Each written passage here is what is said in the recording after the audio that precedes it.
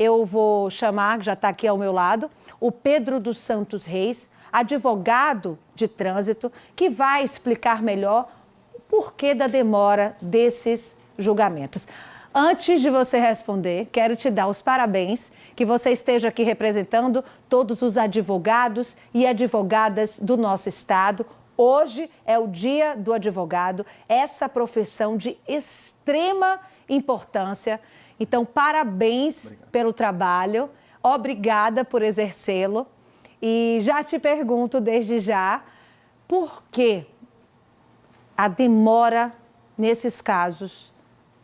Tanta demora. Nesse caso foram 11 anos, né? Foi em 2010.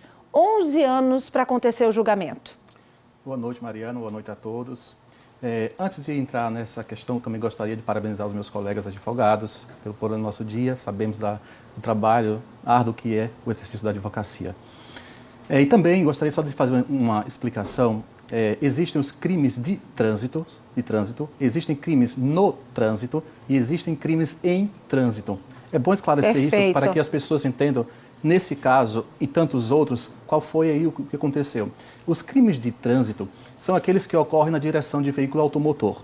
Então, eu tenho um crime de trânsito, que eu estou dirigindo o meu veículo e, de repente, por exemplo, eu ocasiono uma lesão a alguém ou levo alguém a homicídio, por exemplo, né? Então, estou na condução do veículo.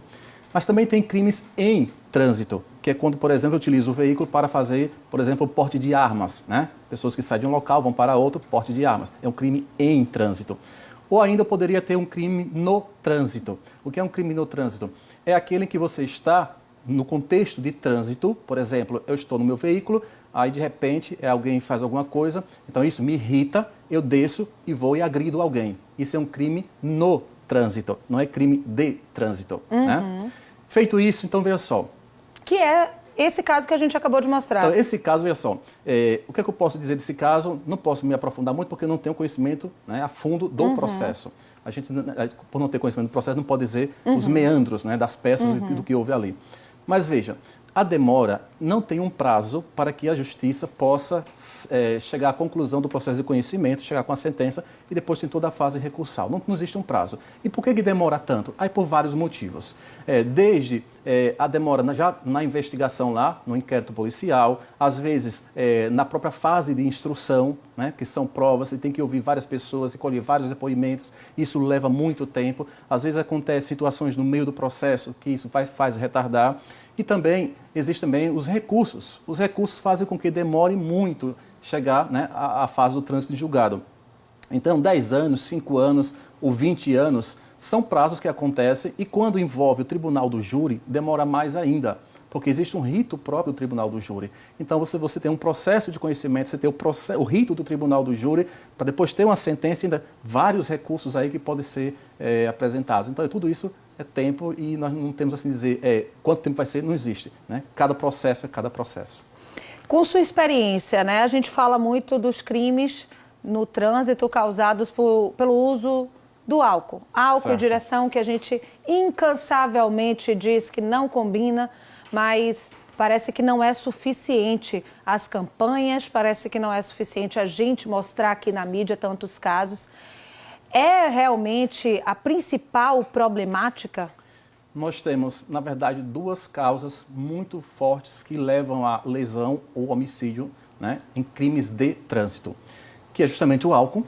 Tanto é que a Lei 14.071, que entrou agora em vigência no dia 12 de abril deste ano, ela fez com que agora os crimes de trânsito, no caso de homicídios, né, culposos no trânsito, esses crimes não podem mais ter penas revertidas, ou seja, a privativa em restritiva de direitos, né? Então essa lei ela vai endurecer mais ainda. Mas também existe uma outra causa que talvez passe despercebido, que é a velocidade, né?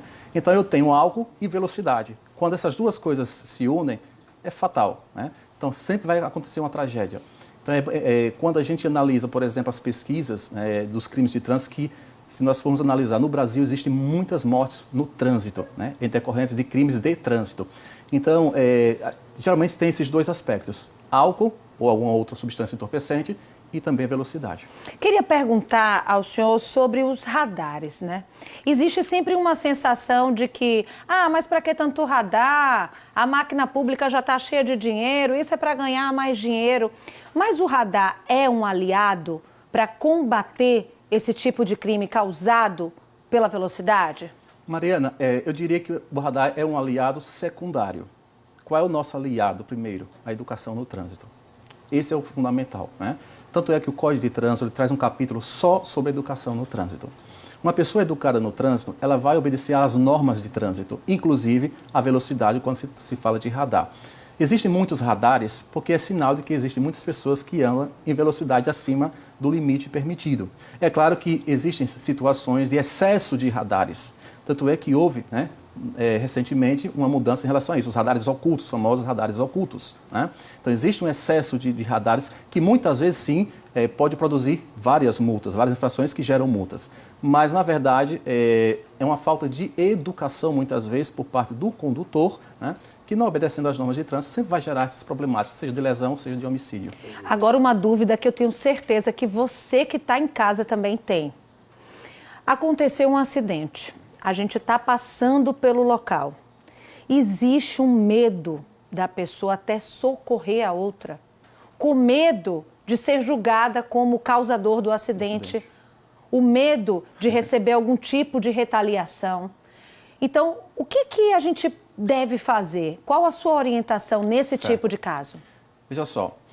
Nós temos aí o caso da pessoa que gerou aquele dano, né, gerou a lesão ou até a morte, vai depender do caso aí. Então, o causador, o autor do ato, então, ele deve prestar socorro? Sim, a lei estabelece que ele deve prestar socorro. Mas se ele ficar ali, ele pode colocar a sua vida em risco. Nesse caso, existem formas de prestar socorro. Uma ligação, chama o SAMU, por exemplo. Isso é prestar socorro. O que não pode é ocasionar o fato e sair, fugir de cena sem nenhuma atitude para buscar resolver aquilo que ele gerou. Então, qualquer coisa que ele faça para buscar minimizar aquela situação é entendido como prestar socorro. E se não prestar socorro, ele lá na frente, se condenado, terá uma pena agravada por conta disso. Muito obrigada pelas informações. Acho que você conseguiu tirar muitas dúvidas de todos nós. Cidade Alerta, Sergipe, está de portas abertas sempre que quiser voltar. Muito obrigada. Obrigado a você e, mais uma vez, parabéns a todos os colegas. Obrigada.